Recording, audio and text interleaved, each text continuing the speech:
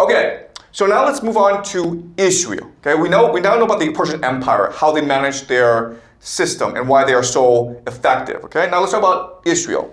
So remember that we read the Bible, and the Bible came about because David needed to legitimize his rule. And after the Bronze Age collapsed, David created a Davidic kingdom in the Levant because Egypt, Anatolia, Mesopotamia were preoccupied, right? But because the Levant is so important, this Davidic kingdom doesn't really last that long. It lasts like 80 to 100 years, okay?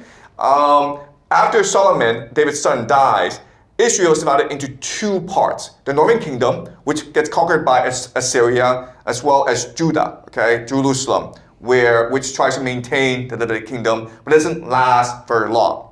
At this time in history, the Israelites are being pulled in different directions, okay? The Anatolians, the Assyrians, the Babylonians, the Egyptians, because they are strategically very important. And so what's really hard for these empires is, how do we maintain control over Jerusalem? Okay, and they try different techniques. They try burning down their city centers, okay? So the Northern Kingdom was destroyed. You might have heard of the 10 lost tribes of Israel. They tried taking hostages, okay? But because this region is so volatile, nothing really works. And so the Jerusalem, the Israelites keep on rebelling. Okay? So this is the kingdom of Judah.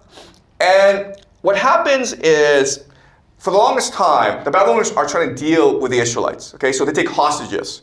Okay, they take hostages, like thousands of them, and move them to Babylon, where they become scribes, where they become farmers, where they become merchants. Okay, but again, the region is so strategically important that Jerusalem, the Israelites, they switch loyalties all the time. Eventually, the Babylonians are so pissed off that they decide to burn down their temple.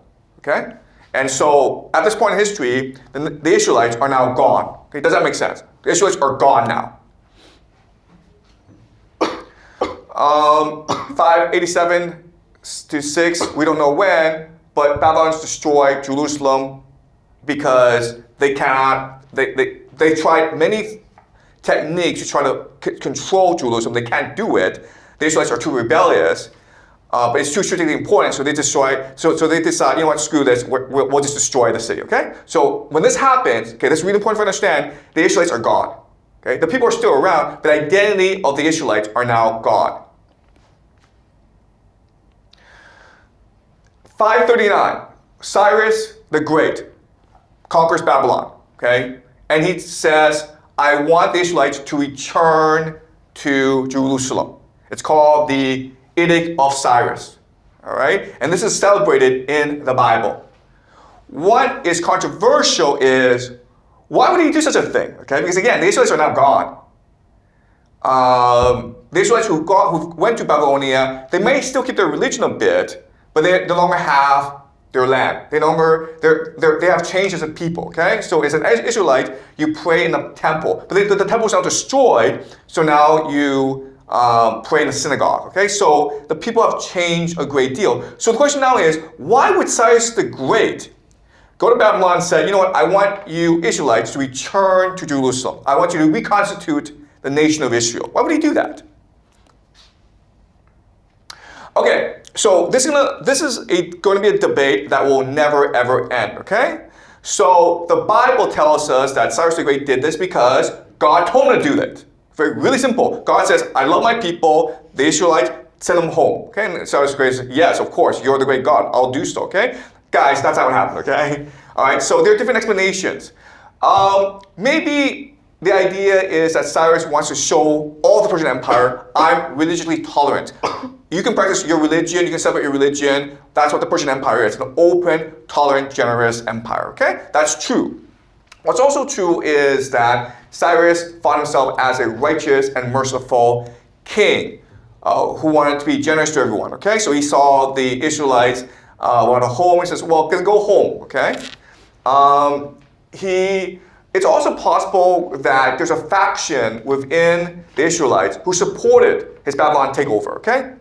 I don't know if this is true, it's probably not true, but we consider that as a possibility.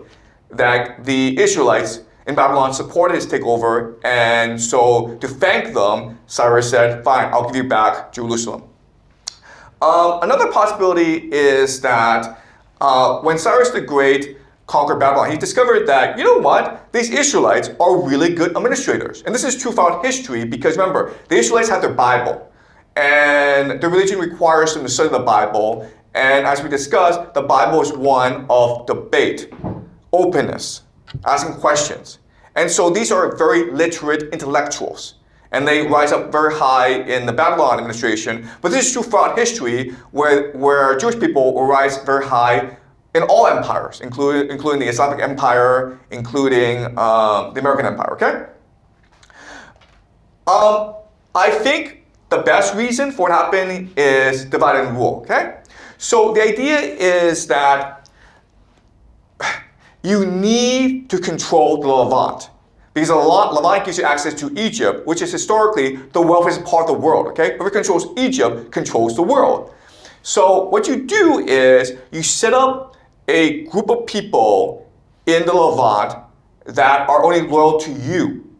Okay, does that make sense? Okay? You set up people in the Levant that only exist because you, the empire, allow them to exist. If you, the empire, did not support them, then the locals, everyone in that region would get rid of them right away, okay? And that's why we have the Jews. So the Jews were invented by the Persians to control the Levant. The Jews is actually a Persian term, okay? So before the Jews were, of course, the Israelites. Now we have the Jews. All right, so this is Jerusalem. And as you can see, what's really important to understand is that this is actually only a really small part of the Levant.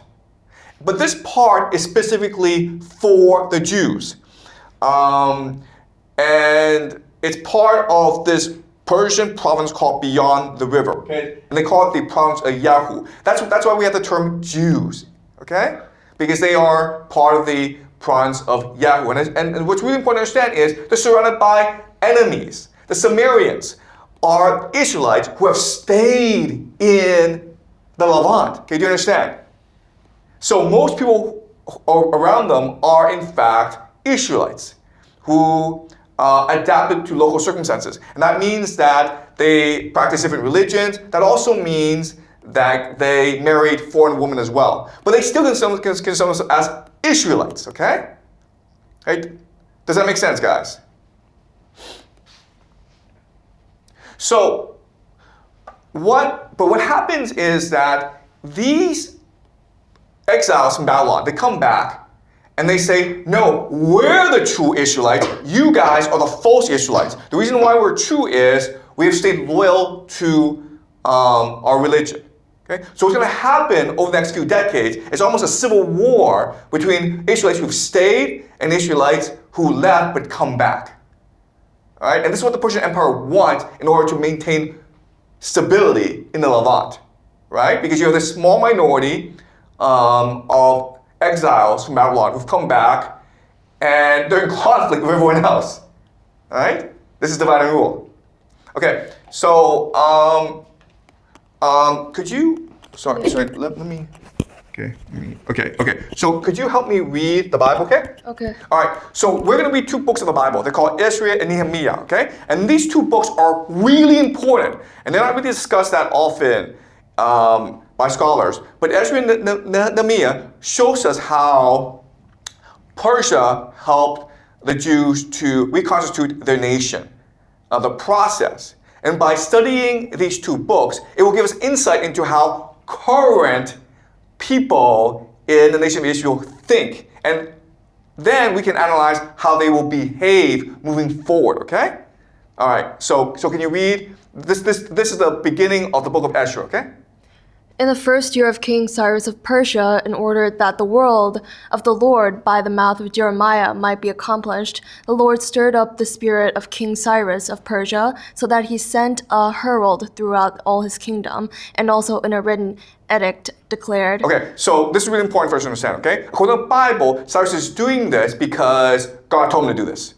Okay? Not because of imperial ambitions or imperial strategy. It's just God told him to do this, okay? Keep on going. Thus says King Cyrus of Persia, "The Lord, the God of heaven, has given me all the kingdoms of the earth, and he has charged me to build him a house at Jerusalem in Judah. Any of those among you who are of his people, may their God be with them, are now permitted to go up to Jerusalem in Judah and rebuild the house of the Lord, the God of Israel. He is the God who is in Jerusalem, and let all survivors, in whatever place they reside, be assisted by the people of their place with silver and gold, with goods and with animals, besides free will offsprings for the house of God in Jerusalem." Okay, so Cyrus the Great is considered the Messiah by the Jews. The Jews are extremely thankful for Cyrus because not only does he allow them to go back to Jerusalem, but he also finances the rebuilding of the temple. Okay? But when this happens, when they go back and try to rebuild the temple, the locals get pissed off. Okay? Because, like, who are you people? You're stealing our religion. Like what's going on here? Okay? And this creates a lot of conflict. That's good for the Persian Empire because they want this conflict, right, as part of their divide and rule strategy, okay? All right.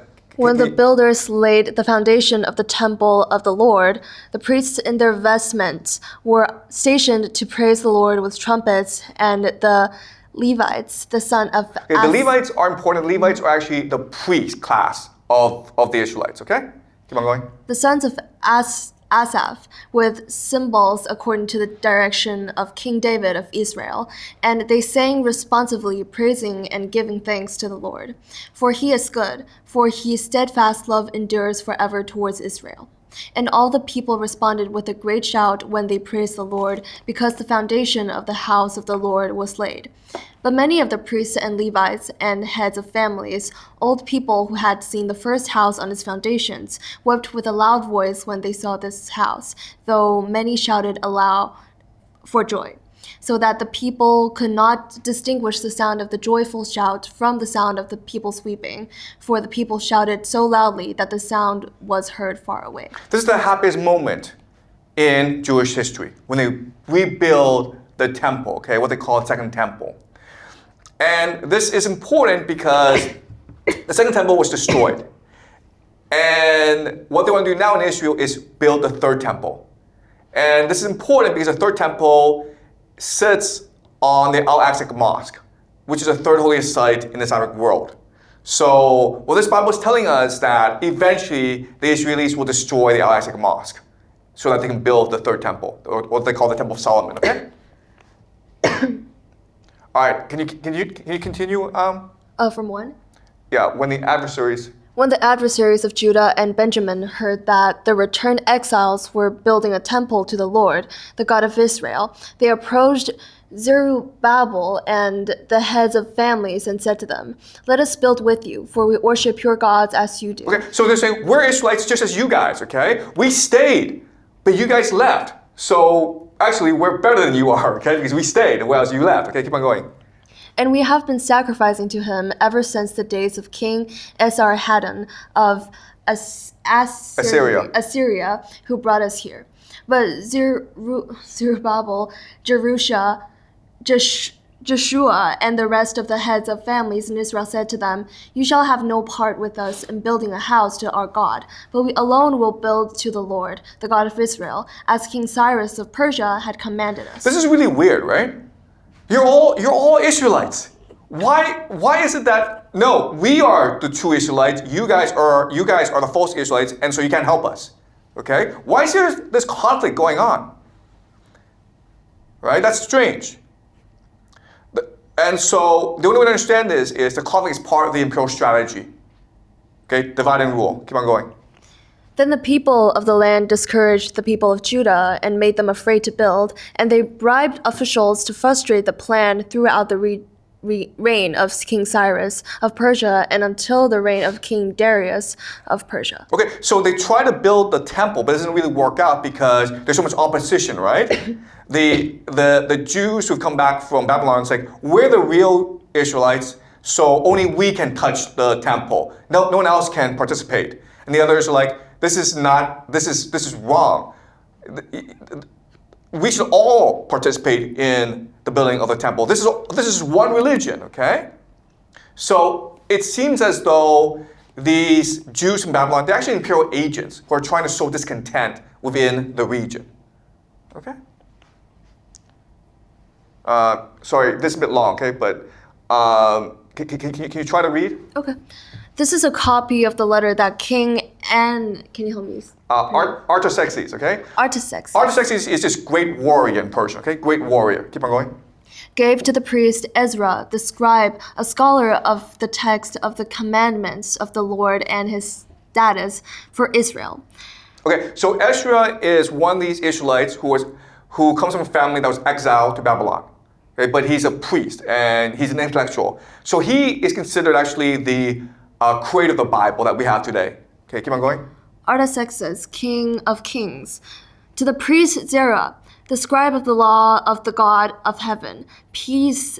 And now I decree that any of the people of Israel, of their priests or Levites in my kingdom who freely offers to go to Jerusalem may go with you. For you are sent by the king and his 7 counselors to make inquiries about Judah and Jerusalem according to the law of your God, which is in your hand, and also to convey the silver and gold that the king and his counselors have freely offered to the God of Israel, whose dwelling is in Jerusalem, with all the silver and gold that you shall find in the whole province of Babylonia, and with the free will offerings of the people and the priests given willingly to the house of their God in Jerusalem. With this money, then, you shall, with all diligence, buy bulls, rams, and lambs, and their grain offering and their drink offerings, and you shall offer them on the altar of the house of your God in Jerusalem. Okay, stop. Okay, this is really important. Okay, this is a letter by King Artaxerxes authorizing Ezra to build the second temple. Okay, why is this important? Because this is called the Balfour Declaration, 1917. What's going to happen is that the British government, Lord Balfour, he writes to Lord Rothschild, who is a Jewish financier, and he says, actually, just read this, okay? Okay. I have much pleasure in conveying to you, on behalf of His Majesty's government, the following declaration of sympathy with Jewish Zionist aspirations, which has been submitted to and approved by the Cabinet. His Majesty's government view with favor the establishment in Palestine of a national home for the Jewish people, and will use their best endeavors to facilitate the achievement of this object, it being clearly understood that nothing shall be done which may prejudice the civil and religious rights of existing non-Jewish communities in Palestine, or the rights and political status enjoyed by Jews in any other country. I should be grateful if you would bring this declaration to the knowledge of the Zionist Federation. Okay, this is almost like the Artaxerxes Declaration, right? You see how in the Bible, Artaxerxes writes a letter to Ezra and says, hey, I authorize you to go back to Jerusalem and build the second temple, right? So what's happening is that they're using the Bible as a script in order to facilitate their geopolitical ambitions. Okay, this is why reading the Bible is important. Because once you read the Bible, you understand the Bible, you compare it to historical development, you're able to see the connections. And if you're able to see connections, you can also predict how they will develop over time. Okay? So this Balfour Declaration creates the current nation of Israel, okay, which was founded in 1948. So, like before, the nation of Israel was created by the British as part of their geopolitical strategy of dividing and conquering the Middle East. And we'll discuss this later on, okay? But it's really important for you guys to keep in mind as we move forward. All right, can you read the highlighted part, okay? Okay. Oh my God, I'm too ashamed and embarrassed to lift my face to you, my God, for our iniquities have risen higher than our heads. Okay, so this is a speech by Ezra, okay? He returns to Jerusalem, and now he has to reflect on what God wants, okay? So he's going to discuss why God exiled him Babylon, why God has allowed him to return, and what God wants him to do, okay? Keep on going. And our guilt has mounted up to the heavens. From the days of our ancestors to this day, we have been deep in guilt, and for iniquities, we, our kings, and our priests have been handed over to the kings of the lands, to the sword, to captivity, to plundering, and to utter shame, as it now the case. Okay, so why did the Israelites get exiled to Babylon? Because they refused to obey and worship Yahweh. Yahweh sent prophets. Yahweh warned them, but they kept on worshiping false gods. They kept on sinning. And so Yahweh's like, you know what? I really need to teach these guys a lesson, and that's why they exiled them to Babylon, so they can reflect and learn and grow as a people. Okay? Keep on going. No, this is the case. But now for a brief moment, favor has been shown by the Lord our God, who has left us a remnant and given us a stake in his holy place, in order that he may brighten our eyes and grant us a little sustenance in our slavery. For we are slaves, yet our God has not forsaken us in our slavery, but has extended to us his steadfast love before the kings of Persia, to give us new life, to set up the house of our God, to repair its ruins, and to give us a wall in Judah, And Jerusalem. And in Jerusalem. Okay, so Ezra's saying, okay, yeah, we screwed up, but God is forgiving, and now we have a second chance to prove ourselves to God. How do we prove ourselves to God? By making sure that we only worship him, okay? So this beginning of a Jewish monotheism, okay? Which was heavily influenced by Zoroastrianism. So in other words, the religion that the Jews will practice from now on is not the religion of the Israelites, which is polytheistic. They will now practice a new religion that's heavily influenced by Zoroastrianism, okay? Which is the Persian religion. Keep on going. And now, our God, what shall we say after this? For we have forsaken your commandments, which you are commanded by your servants, the prophets, saying, the land that you are entering to possess is a land unclean with the pollutions of the people of the lands, with their abominations. They have filled it from end to end with their uncleanness. Okay, so this is a really important idea to understand. What Ezra is saying is this. These Israelites who've stayed are traitors. They are now unclean. Why? Because now they worship foreign gods. They're polytheistic. And as a result, we have to clean the land, okay? This is a fanatical understanding of Judaism. Okay, keep on going. Therefore, do not give your daughters to their sons, neither take their daughters from your sons, and never seek their peace or propriety, so that you may be strong and eat the good of the land and leave it for an inheritance to your children forever.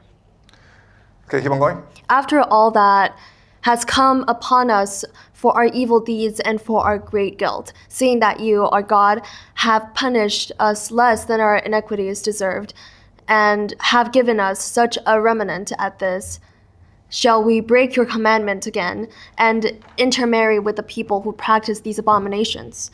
Would you not be angry with us until you destroy us without remnant or survivor? O Lord, God of Israel, you are just, but we have escaped as a remnant, as is now the case. Here we are before you in our guilt, though no one can face you because of this. Okay, so now God has forgiven us. We've returned to Jerusalem. We can't screw this up again, okay? And how do we prove our loyalty to God? By making sure that we are pure, okay? We're not going to marry other religions. We're not going to marry other people. We're just going to marry within ourselves. So Herodotus, in his histories, when he talks about the Jewish people, okay, he says the Jewish people are known for two things. The first thing they're known for is keeping Sabbath on Saturday. So they don't work on Saturday because that's their law. The second thing that they're really known for is they don't marry outside their religion. Jewish women will refuse to marry foreign men, okay? And so now we have the concept of blood purity. That is new. So remember, it's really important for us to understand, but the Jews and the Israelites are not the same people, okay?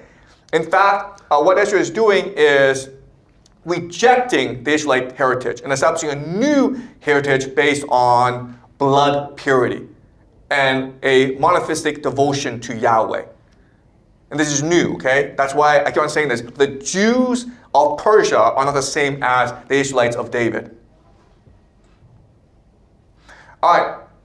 So as you can see from this map, the Jews are in this area. And it's a very small part of the Levant. But it's a part of the Levant that's completely loyal to Persia.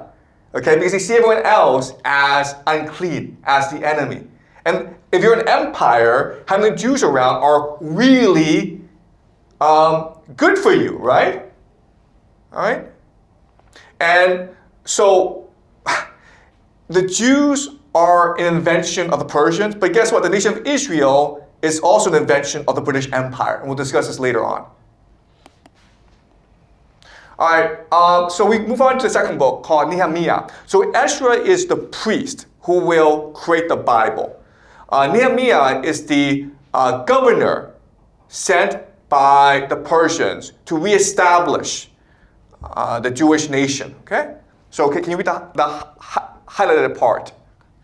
At the time, I was cupbearer to the king. Okay, cupbearer to the king is like a really powerful position, right? Because you can poison the king. So the king loves you. The king sees you as someone who is very competent, and you could possibly be one day be prime minister or the first minister. Okay, keep on going. In the month of Nisan, in the 20th year of King Artaxerxes, my bad. When wine was served him, I carried the wine and gave it to the king. Now I had never been sad in this presence before. So the king said to me, "Why is your face sad, since you are not sick? This can only be sadness of the heart." Then I was very much afraid. I said to the king, "May the king live forever. Why should my face not be sad when the city, the place of my ancestors' graves, lies waste, and its gates have been destroyed by fire?" Then the king said to me, "What do you request?" So I prayed to the God of heaven. Then I said to the king, "If it pleases the king, and your servant has found favor with you, I ask that you send me to Judah, to the city of my ancestors' graves, so that I may rebuild it." The king said to me, the queen also was sitting beside him, "How long will you be gone, and when will you return?" So it pleased the king to send me, and I set him a date. Then I said to the king, "If it pleases the king, let letters be given me to the governors of the province beyond the river, that they may grant me passage until I arrived in Judah, and a letter to Asaph, the keeper of the king's forest, directing him to give me timber to make beams for the gates of the temple fortress, and for the wall of the city, and for the house that I shall occupy." And the king granted me what I asked, for the gracious hand of my God was upon me. Okay. So the Bible says that Nehemiah one day feels tremendous regret that the city of his ancestors has not been rebuilt. Okay, and he begs the king for permission to go back. Guys, this is not how empires work. Okay, this is not how empires work. You do not ask the king or the emperor for anything because he will just cut your head off. Okay.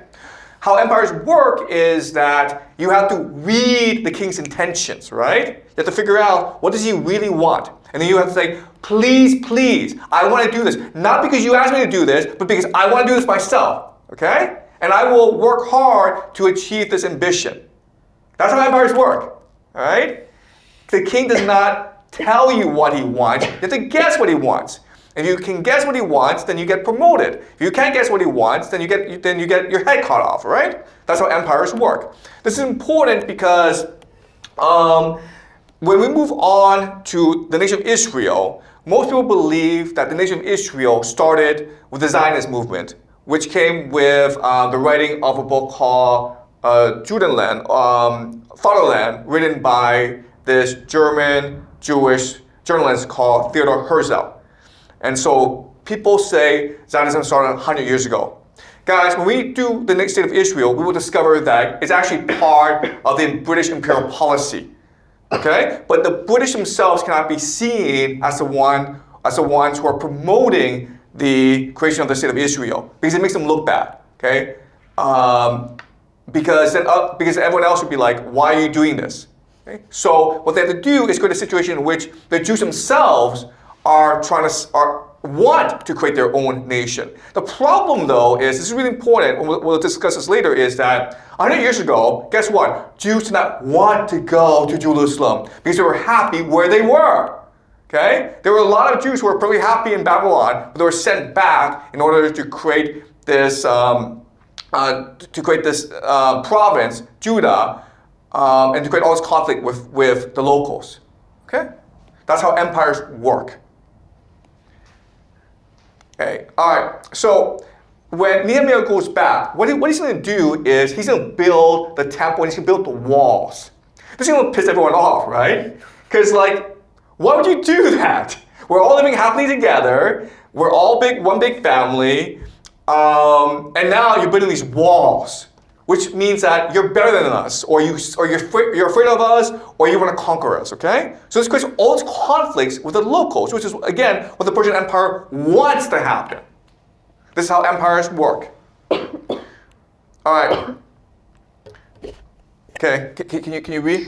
Now there was a great outcry of the people and of their wives against their Jewish kin. For there were those who said, with our sons and our daughters, we are many. We must get grain so that we may eat and stay alive. There were also those who said, we are having to pledge our fields, our vineyards, and our houses in order to get grain during the famine. And there were those who said, we are having to borrow money on our fields and vineyards to pay the king's tax. Now our flesh is the same as that of our kindred. Our children are the same as their children, and yet we are forcing our sons and daughters to be slaves, and some of our daughters have been ravished. We are powerless, and our fields and vineyards now belong to others. Okay, so what's happening is that Nehemiah has gone back to create this new province of Jews. What he's discovering is that there's massive corruption and inequality among these Jews. And this is a problem because they're a minority in a very hostile region, right? Keep on going. I was very angry when I heard their outcry and these complaints. After thinking it over, I brought charges against the nobles and the officials. I said to them, you are all taking interest from your own people. And I called a great assembly to deal with them. And said to them, as far as we were able, we have brought back our Jewish kindred who had been sold to other nations, but now you are selling your own kin, who must then be brought back by us. They were silent and could not find a word to say. So I said, the thing that you are doing is not good. Should you not walk in the fear of our God to prevent the taunts of the nations, our enemies? Moreover, I and my brothers and my servants are lending them money and grain. Let us stop this taking of interest. Restore to them this very day their fields, their vineyards, their olive orchards, and their houses, and their interests on money, grain, wine, and oil that you have been exacting from them. Then they said, we will restore everything and demand nothing more from them. We will do as you say. And I called the priests and made them take an oath to do as they had promised.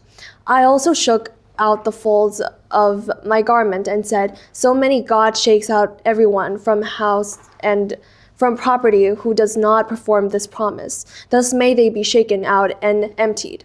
And all the assembly said, Amen, and praised the Lord. And the people did as they had promised. Okay, so this is a really important aspect of the Jews that people don't really understand how unified they are, okay? An example is that if you're a Jewish person, you can always get an interest-free loan if you want to buy a house or start a business. Okay, that's pretty amazing, right? If we want to buy a house or want to start a business, we go to a bank, they're like, okay, we're going to charge you 10% interest, and maybe you can't afford that, right?